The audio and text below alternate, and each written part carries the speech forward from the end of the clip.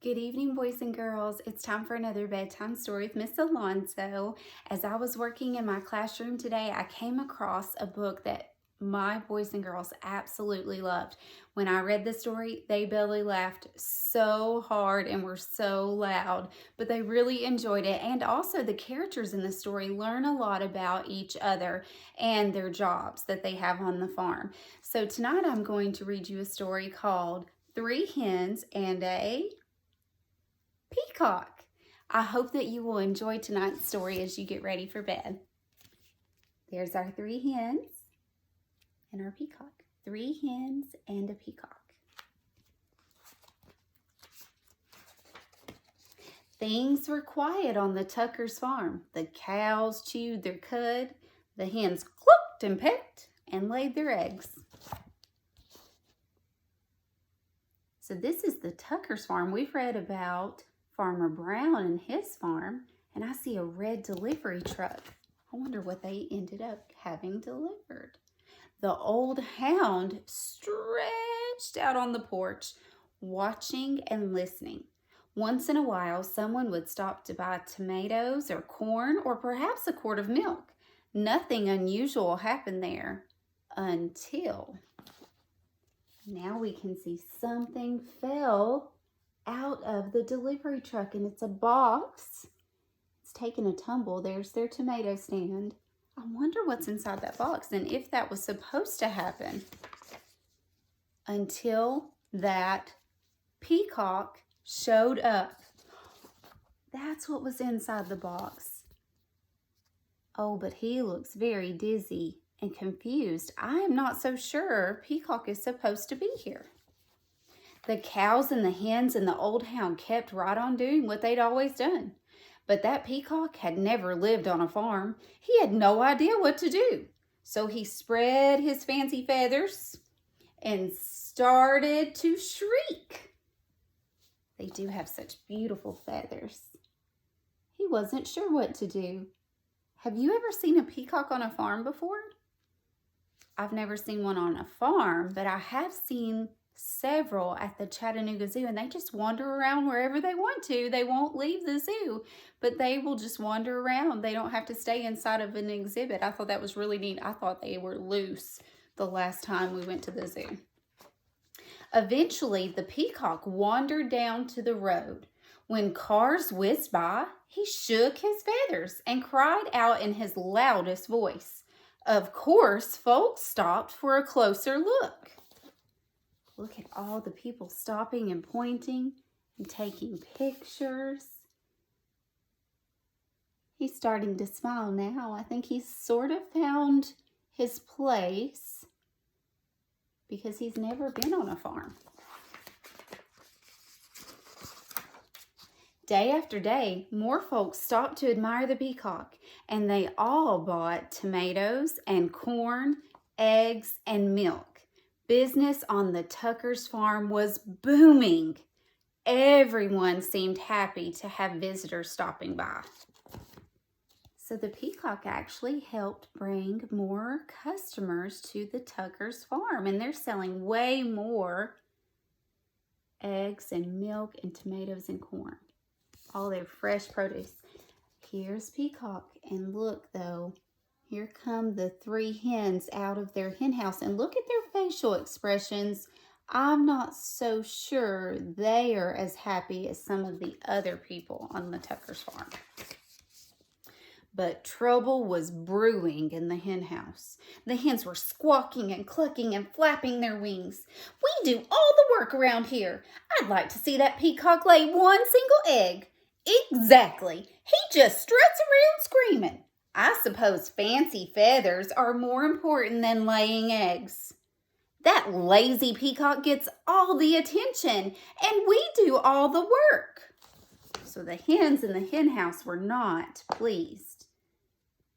They thought the peacock was getting too much attention when all he was doing was shaking his little fancy feathers while they are busy laying eggs every single day for the Tuckers to be able to sell as produce.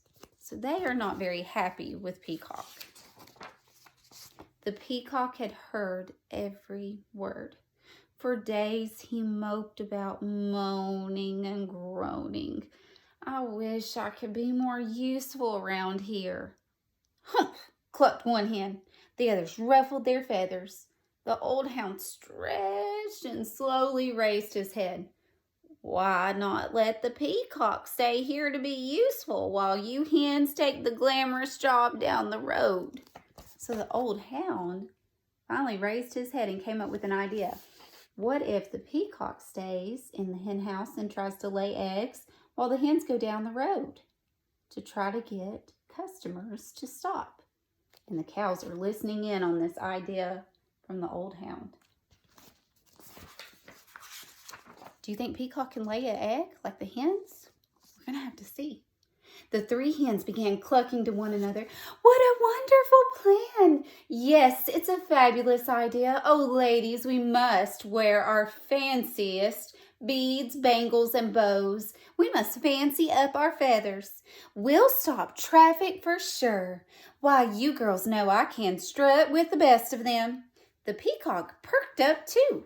Let's do it, he declared. Tomorrow I'll stay here, sit on a nest, and cluck.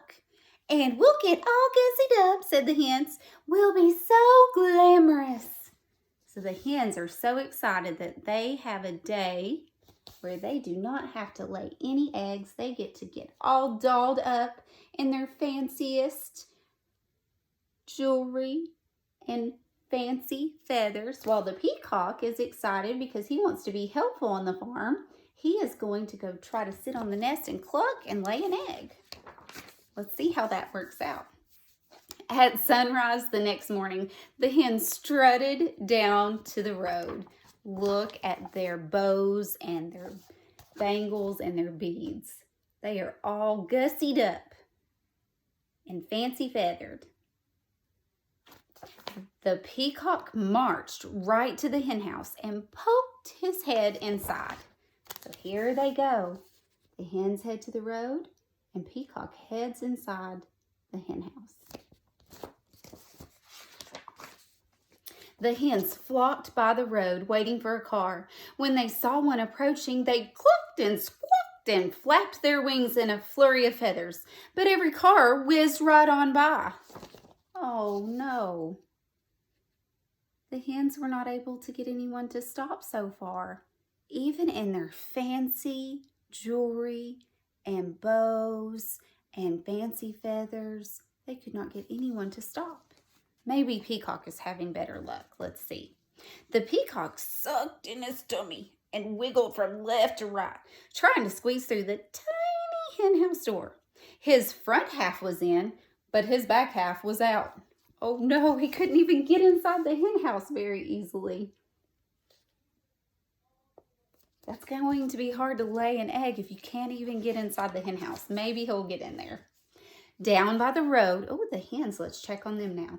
Those hens tried every chicken trick they knew. Still, no cars stopped. Look at them. Now they're even trying tricks. But still no cars stopped. They do not seem as excited as they were. Maybe Peacock is now finally in the hen house.